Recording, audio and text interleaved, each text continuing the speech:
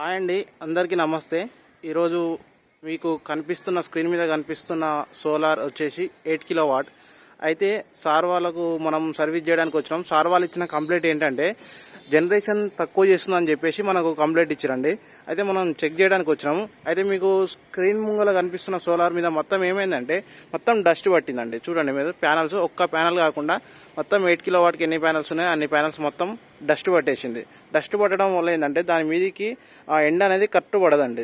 Lighting అనేది కట్టు లేకపోవడం వల్ల ప్రొడ్యూసింగ్ తక్కువ అవుతుంటుంది. ఇంకా మీరు ఇక్కడ చూసుకోవచ్చు, చూడండి ప్యానల్ ఎంత అంటే ఇది ఇక్కడ డస్ట్ లేదండి. ఇక్కడ నేను డస్ట్ రిమూవ్ చేసిన, ఇక్కడ డస్ట్ ఉన్నది. ఇట్లా ఉంటే ఏమవుతుందంటే ప్రొడ్యూసింగ్ అనేది తక్కువ అవుతుంటుంది. మనం ఎప్పుడైతే సోలార్ ఇన్స్టాలేషన్ చేసుకుంటామో దానికి సంబంధించిన సర్వీసులు చేసుకోవాలండి. అంటే మంత్లీ వన్స్ ఒకసారైనా కానీ సోలార్కి సంబంధించింది పైన రిమూవ్ చేసుకోవాలి, డస్ట్ రిమూవ్ చేసుకోవాలి మంత్లీ వన్స్. రోడ్ సైడ్ ఉన్న ఇల్లులు ఉన్న వాళ్ళైతే వీక్లీ 2 వీక్స్కి ఒకసారైనా చేసుకోవాలి. రోడ్ సైడ్ లేని వాళ్ళైతే మంత్లీ ఒకసారి చేసుకున్నా పర్లేదండి. కానీ అట్లా వదిలిపెడితే ఇట్లా డస్ట్ పడడం వల్ల ఏంటంటే ప్రొడ్యూసింగ్ తక్కువ అవుతుంటుంది.